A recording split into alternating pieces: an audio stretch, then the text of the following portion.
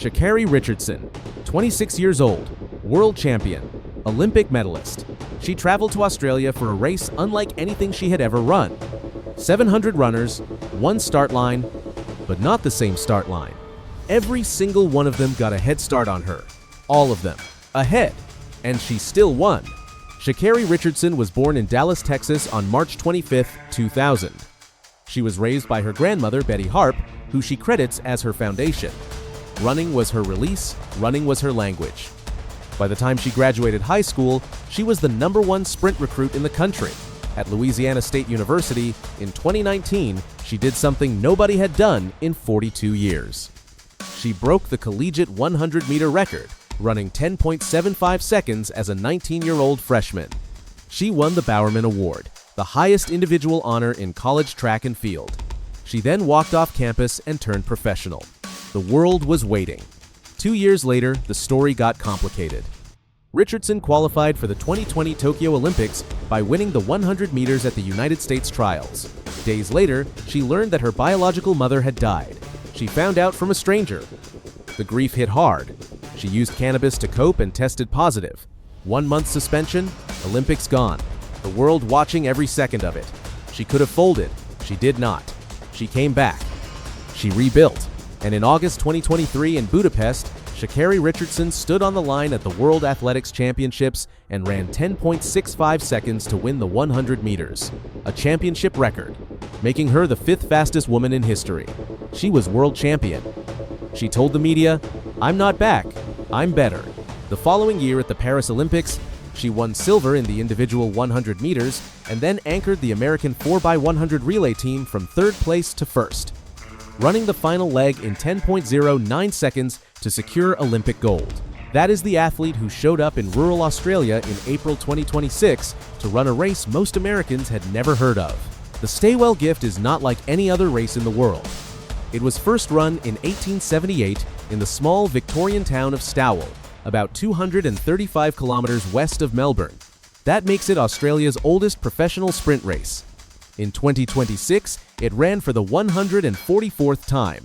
The course is 120 meters on grass, slightly uphill, with lane ropes instead of painted lines. The grandstand behind it is 100 years old. More than 700 competitors from across Australia and around the world entered the 2026 Carnival, which stretched across 3 days of Easter weekend. But the race's defining feature is its handicap system.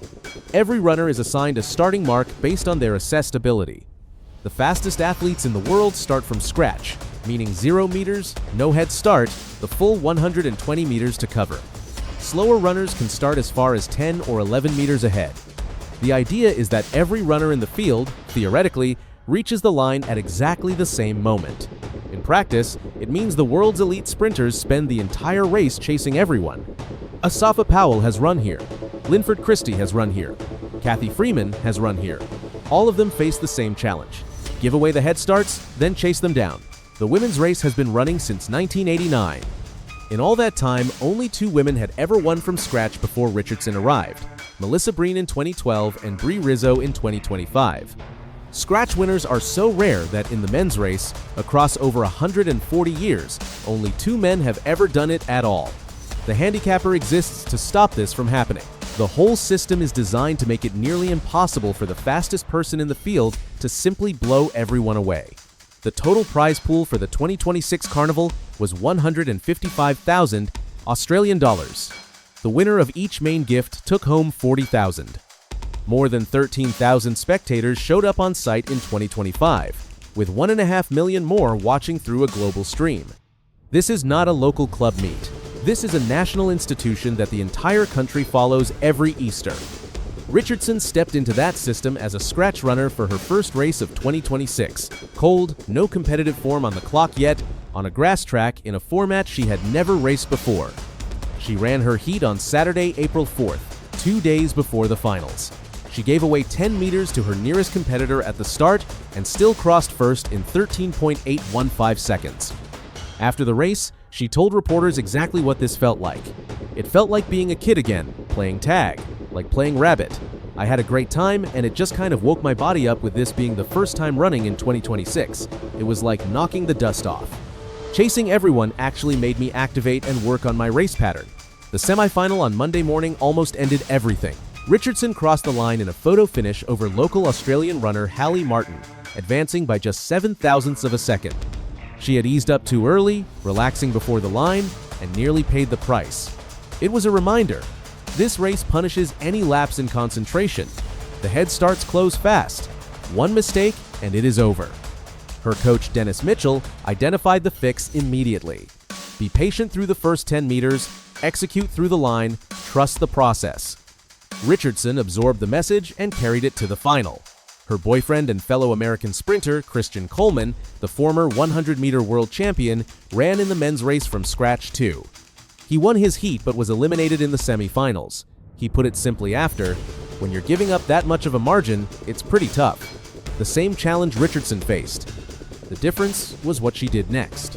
The women's final on Easter Monday, April 6th, came down to 6 runners. All of them had a head start on Richardson except one. Richardson had 0 meters. The biggest gap she faced was Charlotte Nielsen, a 19-year-old Australian who lined up 9 meters ahead of the world champion. 9 meters in a 120-meter race is enormous. In a traditional sprint, 9 meters is the kind of gap that does not close.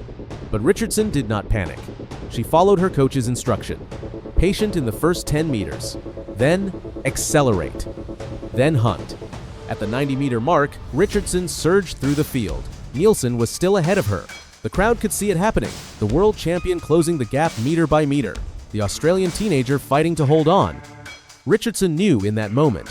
"I think I realized I was going to win right past 90, she said after the race. She tipped Nielsen at the wire. Sha'Carri Richardson crossed first in 13.07 seconds, the fastest time ever recorded by a woman in the history of the Stawell Gift. Prize money, 40,000 Australian dollars, approximately 27,500 US dollars. She let out a roar. The crowd roared back. The love, the support, the true enjoyment that I had on the track, I know everybody's having here, she told the crowd after. In the 148-year history of the Stawell Gift, only Melissa Breen in 2012 and Brie Rizzo in 2025 had won the women's race from scratch before Richardson arrived. Now, Richardson is the third. She also owns the fastest time in the history of the women's event. Both records belong to her now. This was her season opener. She came in cold, unfamiliar with the format, running on grass in a handicap system designed to stop her from winning, and she ran the fastest time the women's race has ever seen. The semifinal near miss matters too.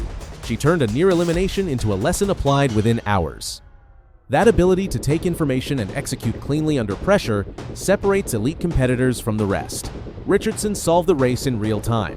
On April 6, 2026, in Stawell, Australia, Sha'Carri Richardson won the 144th Stawell Gift in 13.07 seconds, starting from scratch in a field where everyone else began ahead of her.